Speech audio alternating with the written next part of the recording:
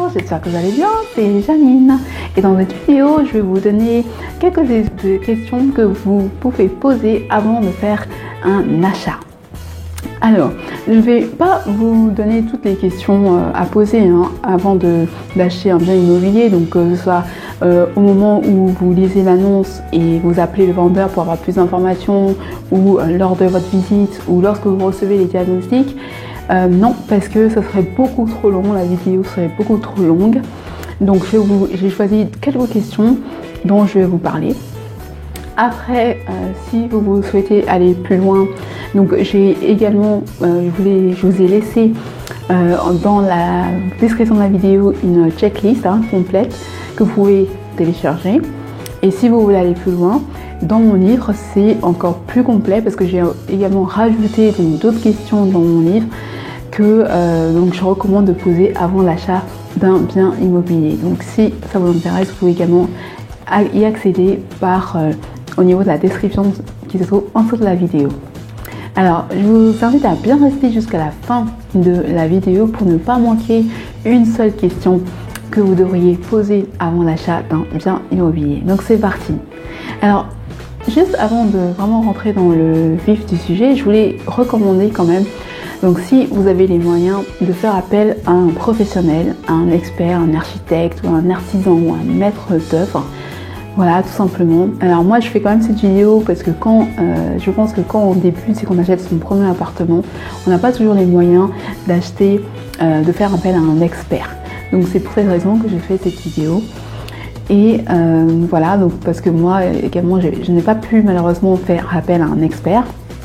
Et j'ai eu un petit problème d'humidité qui m'a obligée à faire des travaux. Donc c'est pour ça que je fais cette vidéo et que je vous laisse la checklist à télécharger au niveau de la section de la vidéo.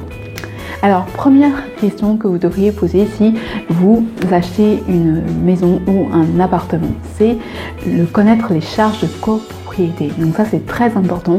Donc les charges de copropriété peuvent varier de 30 € par mois à 2000 € par mois. Tout dépend du type en fait de bien que vous achetez. Si vous achetez une maison, donc il se pourrait que vous n'ayez même pas de charges à payer, mais il existe certaines maisons qui sont dans des copropriétés et là vous allez devoir payer peut-être 30 € de charges, de très faibles charges. Au contraire, vous pouvez être dans un immeuble avec beaucoup d'étages et avec un gardien sécurisé, avec un parking, et là vous aurez des charges très importantes à payer. Donc il est très important de vraiment demander quel est le montant des charges pour ne pas avoir de surprise. Deuxième question à demander qui est liée justement à la copropriété également. C'est y a-t-il des travaux à prévoir? Y a-t-il des travaux à prévoir dans la copropriété? Vous pouvez demander à voir les comptes rendus des assemblées générales.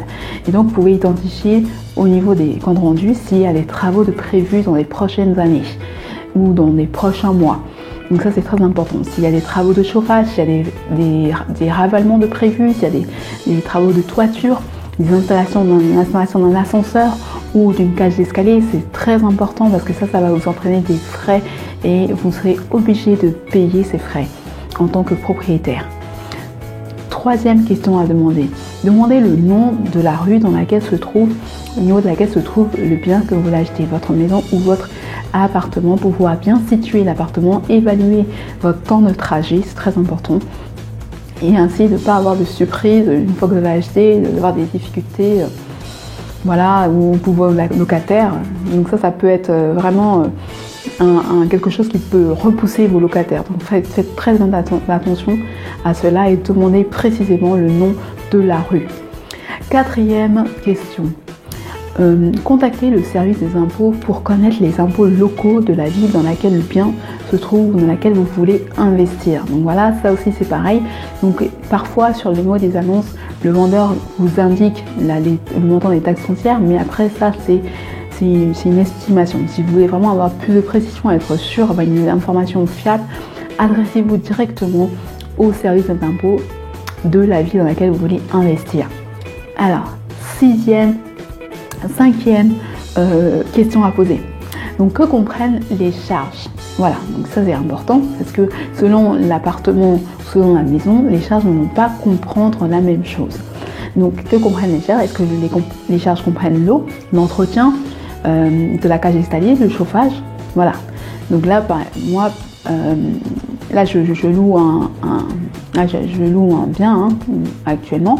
Et là, le chauffage est compris dans les charges. Voilà, dans le chauffage collectif.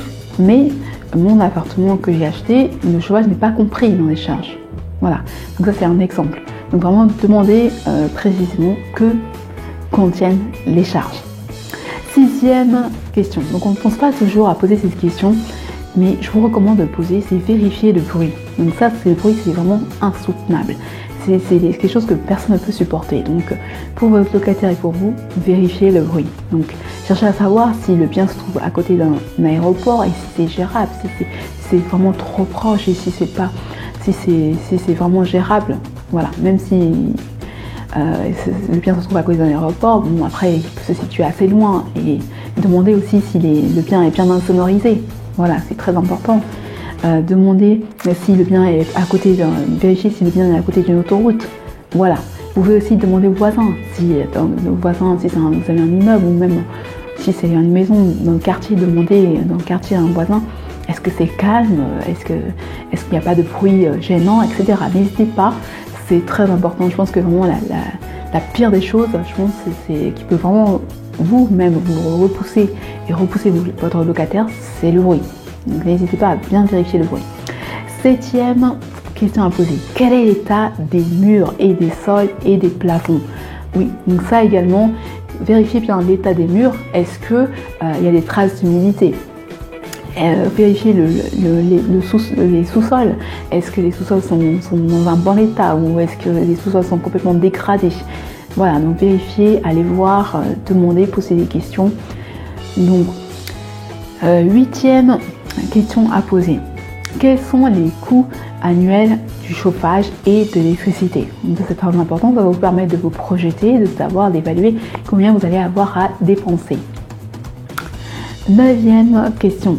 Quel est l'âge de la toiture et est-ce qu'elle a été bien entretenue? Voilà, donc si vous achetez un bien, vous emménagez ou sinon vous mettez à louer et que vous vous rendez compte que vous devez refaire la toiture, ça va être super compliqué pour vous. Vous allez avoir à dépenser des sommes énormes. Voilà, donc posez la question, vérifiez l'état de la toiture. Et 10e question et dernière question à poser, c'est combien de temps à l'installation électrique et vérifiez également si l'installation est aux normes. Là, moi aussi, j'ai eu un petit problème quand j'ai acheté mon bien. Et quand la locataire a emménagé, le frigidaire ne faisait que sauter. Donc du coup, ça m'a généré des frais. L'électricité n'était pas, l'installation électrique n'était pas aux normes. Voilà, donc j'ai dû dépenser voilà, des frais. Donc moi, je vous conseille de vraiment vérifier l'installation électrique. Voilà. Donc c'était tout pour ces différentes questions. Comme j'ai dit, hein, c'est vraiment une partie, ce n'est pas complet. Vous pouvez télécharger si vous voulez la checklist qui est plus complète.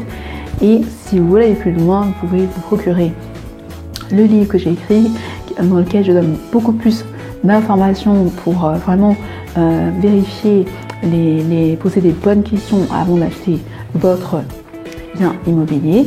Et justement, si vous cherchez également à gagner de l'argent et du temps en achetant votre maison et votre appartement, cliquez sur le lien qui se trouve en dessous de la vidéo pour avoir accès justement à mon livre.